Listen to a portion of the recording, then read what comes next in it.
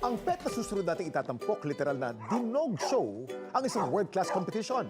Ang corgi na yan ang kauna-unahang nanalo mula sa Pilipinas sa naturang paligsahan. Yan ang aking kwentong dapat alam mo. Corgis in the Castle. Yan ang bansag sa mga alagang aso ng yumaong si Queen Elizabeth. Pero ang pag-aalaga ng Pembroke Welsh Corgi hindi lang pang royal family. Dahil ang corgi na si Dalbong, ang kauna-unahang aso mula sa Pilipinas na nanalo sa World Dog Show 2023 na ginanap sa Geneva, Switzerland noong Agosto. Pa-secret reveal naman sa champion moves ni Dalbong. Tubong Malabon City ang dog owner / show exhibitor na si Wency.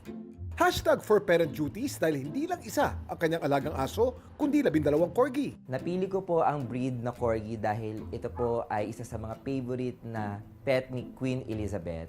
At para sa akin, very regal ang corgi. At the same time, very similar po siya sa aking characteristic na playful, happy. That's why I really love corgis. Ang mga corgis ay very smart, so madali silang turuan. 2019 na mag-alaga ng corgi si Wency. Sa lahat daw ng kanyang mga aso, certified Hakot King si Dalbong, mapalokal o international dog competitions man yan. Dalbong is the current #1 Welsh Corgi Pembroke in the Philippines under Philippine Canine Club Inc. At si Dalbong din po ang nanalo na Best in Show last 2 months ago sa Impact Thailand Dog Show, which is one of the biggest dog show in Thailand. Ito yung aming nakapanalunan sa Switzerland, Geneva, yung pinaka-latest. Yung world winner Rosette namin. Bago sumalang sa kompetisyon, puspusan din daw ang pag-exercise ng mga aso sa treadmill. Nakakatulong ang pagtakbo kay Dalbong para mas maging maliksi siya kapag nasa kompetisyon. We do training every morning kasi sa bansa natin medyo mainit kapag kalagitnaan ng mga araw. So sa umaga kami nagte-training para ramdam namin yung lamig at meron pang mga hamog. Ayon kay Wency, mahalaga ang pagiging malapit ng dog owner sa kanyang alaga. Patunay rito ang all blue ensemble ni Wency na kanyang sinusuot tuwing sumasabak sa dog competition.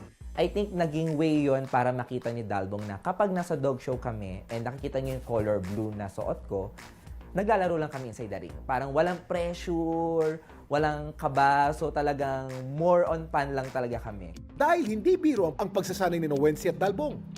Magkano naman kaya mauuwing premyo ni Dalbong sa bawat competition? Di katulad po sa mga human competition o yung mga beauty pageant na nakikita natin sa mga tao, meron talaga nakukuha mga cash prize, no? Pero dito po sa dog show, in general, wala po talaga kami nakukuha mga prize or cash prize. Ang nakuha lang po namin is yung mga trophy talaga. But yung trophy na yon is sobrang malaking bagay po sa amin, no? Dahil nandoon po yung pinagpaguran namin.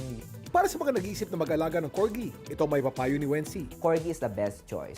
So, para sa akin, I think hindi naman sila mahirap alagaan. Basta may time ka, nandyan yung pagmamahal mo sa aso, okay na yon. Ang pagiging for parent ay isang malaking responsibilidad. Pero ang pagkakaroon ng kampyon na aso, patunay na naipaparamdam sa mga ito ang tamang pagkalinga at pagmamahal.